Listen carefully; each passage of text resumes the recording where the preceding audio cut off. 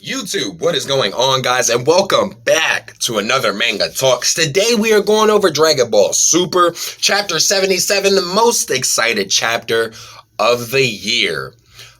Bardock, the father of Goku, is finally here and canon, and I will tell you what I mean by that right after this.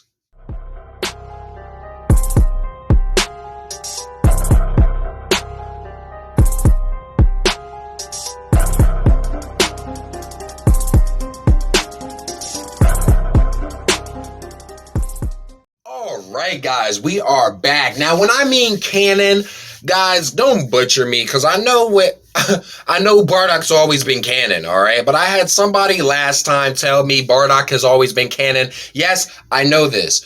I understand this, alright? But for the fact of the matter is, this Bardock is actually playing off of the episode of Bardock, okay?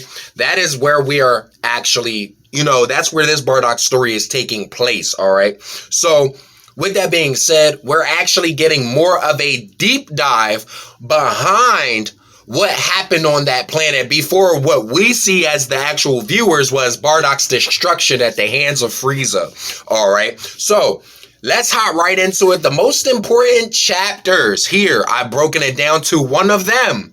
Bardock's revelation, the start of revolution, and the Heeters plan. Let's jump right into what I mean. All right, take a look here.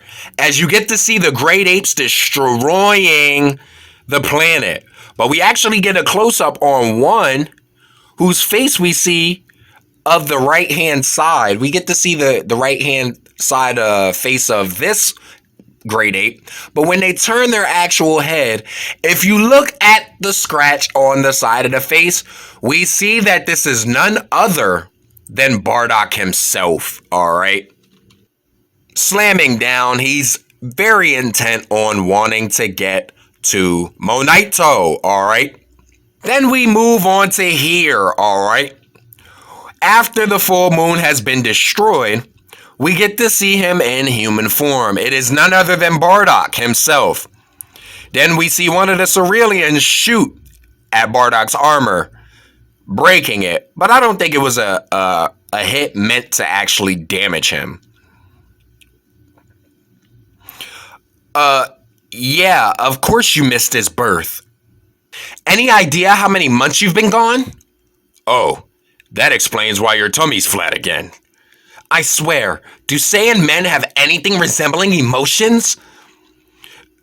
The little guy's in the incubator back there. Think you can help me pick a name? What's wrong now? You've seen a baby before. Kakarot. We'll call him Kakarot. Kakarot? Sure, that's a fine name. Grow up big and strong, my little Kakarot. Then we fast forward back to that day. As you can see here, we actually see Bardock poke his head in, and Monito afraid. Take this! A Namekian.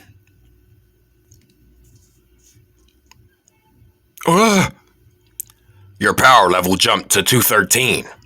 Guess you can control it, which explains how you managed to keep hidden. Cerealians!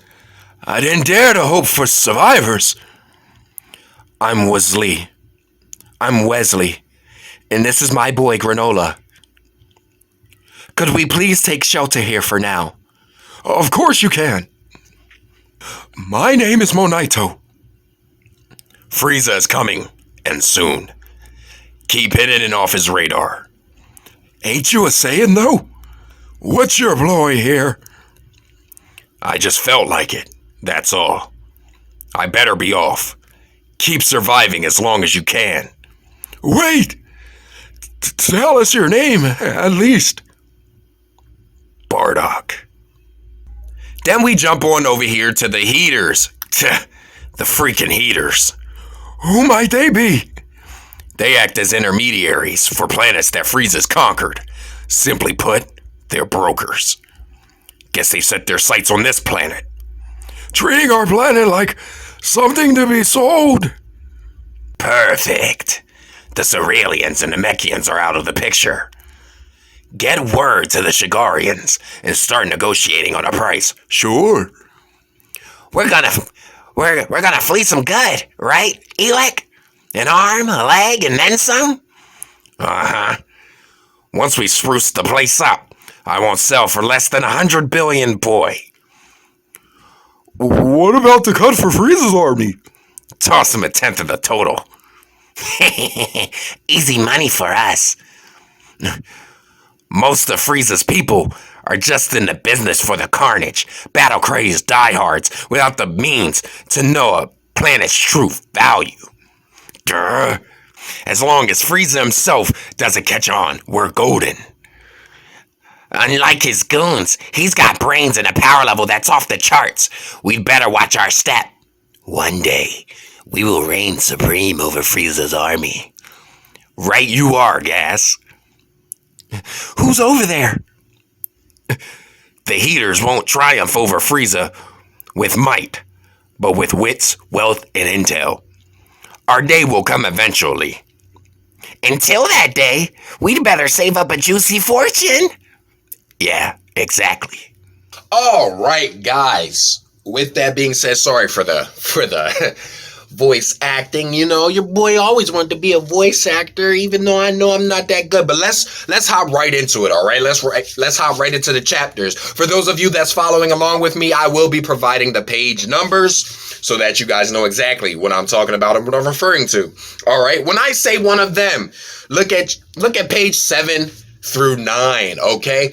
Like I said, we actually got to see that Bardock was actually part of the whole destruction of Planet Cereal, all right? Now, before we didn't know any of this, all as the viewers and fans we knew about Bardock was that he was destroyed at the hands of Frieza, okay? Actually getting a deep dive to see that Bardock was actually part of the destruction is actually pretty deep, okay? Deeper than what you guys may think, all right? For the fact of the matter, it swayed towards his decision on what he wanted to do towards the planet, all right? Not only that, okay, because now that we think about it, the full moon was actually projected before any of the Saiyans got out of the spaceship, okay? So with that being said, yes, this goes to show and prove that the Saiyans were being used for nothing more than tanks, all right? They were the firepower, while Frieza's army were the cleanup, okay? For somebody who says that their army was strong, y'all sure was cleaning up a lot of things the Saiyans did, you know what I'm saying? It would have only took the rest of the Saiyans in order to overthrow Frieza, but Frieza was strong, so let's actually talk about Bardock's revelation, all right? Pages 17 through 19 for those following along. Bardock chose to spare Wesley and Granolah simply by thinking of the past and what he's been through. Missing out on Goku's birth, all right? Missing out on Goku's childhood. Missing out on everything Goku was to be. Because of the simple fact that shortly afterwards, what happened? It's all of what we know. Bardock sent off Goku to Earth while he single-handedly tried to take on Frieza's army and Frieza himself. So, like I said, we're getting nothing more than the backstory here, which is very, very great because we do get to see a little bit more of Goku's mother, all right? Janae, I say Janae, it might be Jenny. I say Janae, just because, you know what I mean? Don't butcher me in the comments. But it is nice to see Janae here and well throughout the chapters because we do not get to see her anymore after this, all right? Or should I say the destruction of the Saiyan race, besides Vegeta and Goku and Nappa and all of them. But this is the start of Bardock realizing, you know, maybe this isn't the right thing to do. Maybe this isn't what I was prepared to do, you know what I mean? Because at the end of the day, they're Saiyans. They were pretty much bred to fight. You know what I'm saying? They don't think of anything else. Just fight. You know what I mean? So Bardock actually having a change of heart because of his own experience let me say that again. Because of his own experience, all right? I don't want nobody in the comment section being like, oh, well, you forgot. No, I know. It is only because of his own experience that Wesley and Granolah were spared, okay? Then, let's talk about the start of a revolution, okay? Which is pages 22 to 24, all right? Let's actually break down what that is, all right? And what I mean by that is, Bardock initially took it upon himself to bring Wesley and Granolah to Monito, all right? Knowing where Monito was, he came up on him. Monito tried to attack. Bardock was obviously aware. You know what I mean? Then he dropped them both off there, giving them great regards. Live long enough, you know, until the passing of the destruction of this planet. Just try and live long enough, you know. Even though Bardock knew, like, okay, yeah, y'all on a timer. You know what I'm saying? But the fact of the matter that he's had a change of heart is nonetheless what we're looking at here. And that's the fact of him not wanting to go along with the Saiyans eradicating planet Cereal, but also trying to protect what he would have done in a parental situation. He took his mind from being a general to a parent in a split second, and this is the result that we got. Excuse me, which is beyond wonderful because we did not get to see the side of Bardock, okay? And finally, the Heeters plan. Yes, when we were introduced to the Heeters back a couple chapters ago, it was nothing more than a little bit of, oh, who are these guys? These guys are new. They've been with Frieza's army for quite some time. We didn't know how long. But now, given this chapter, we get a good, substantial amount of evidence that the Heeters were a long way with Frieza for a very, very long time. All right? If not to say that they're just about as old as Frieza, you know? Given the fact that Frieza has lived for quite some time, all right? Now, with that being said, the Heeters' original plan was not made clear until this chapter, okay? Which is the fact of the matter that, yes, we knew the Heeters wanted to overthrow Frieza, but we did not know to what extent, okay? Now, they are pretty much, like Bardock said, brokers. They're literally letting the Saiyans be the brains. Well, not even the brains, be the might of everything, while they're the brains selling off all of these planets. Now, the question is, all right, the fact of the matter that they're selling planets behind Frieza's back in order to make some sort of profit. The real question here is, why? What for? Like, yeah, like, okay. I don't remember her name, but little shorty with the little mouth that run too much, she pretty much said, oh yeah, well, we better make a fortune if we're going to take over Frieza's army. Who cares about money? Nobody cares about money at this point. Now, don't get me wrong, probably back then, there were people who they were, you know, talking to, aka Cerealians and possible other clients that were worried about money.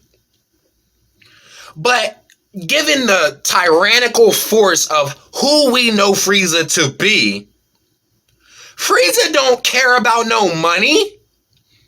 But the other question that lies in with all of this is, he did say that if Frieza caught wind, then they would die. So, given the fact, that can only lead to me asking one question. After they're conquered, are they stealing planets from Frieza for a price? That's the only thing I can think of. That is why I truly believe, like, okay, if Frieza catches on, he's going to kill you guys. That's the only thing I can think of why Frieza would kill you. Not even the betrayal part. Not even the betrayal part. Okay?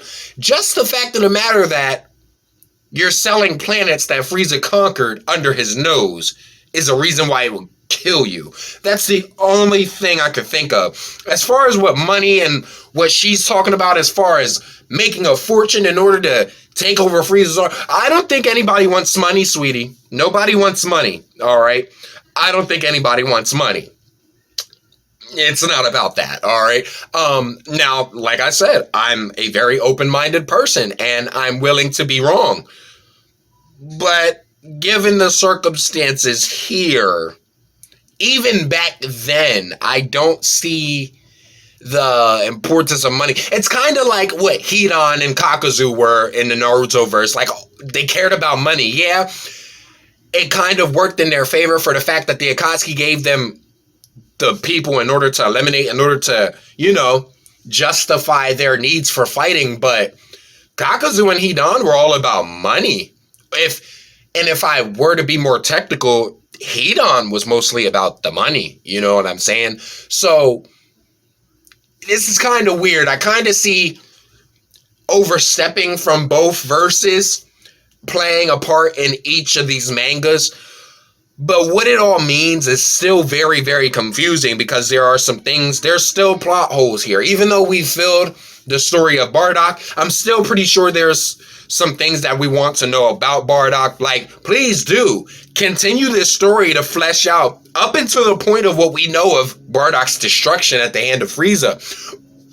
Excuse me, we're all for it. We're all for seeing Bardock more, if I was to say the least. And if I was to speak for everybody else, we want to see Bardock more, all right? So please do keep drawing him in the manga and keep drawing him to the point where now we understand who Bardock really was and why he's such an importance to this whole arc, period. Granolah the Survivor arc, okay? Now, with that being said, this is not going to change the fact of the matter of Granolah's, you know, pathway, should I say. This isn't going to change Granolah's path, because the one thing that Granolah was worried about was his mother, and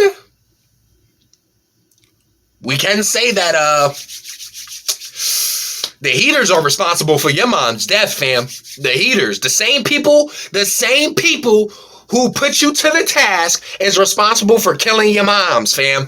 You're going to have to do something, Granolah. You're going to have to do something. But will that be enough to overchange and make Granolah fight with the Saiyans? That is something we are going to have to check out in the next chapter. Guys, this has been my breakdown of Chapter 77, Bardock, the father of Goku. If you guys enjoyed this video, you already know what to do. Don't be afraid to hover and haunt that like button. Subscribe today to become part of the Soul Gang, Team Nephilim. Let's get it. Tap that notification bell to know each and every time that I'm uploading videos. And guys, remember, to be good at the game, you got to kill with skill. And until our next nightmare, guys, this chapter was heat. Let's go.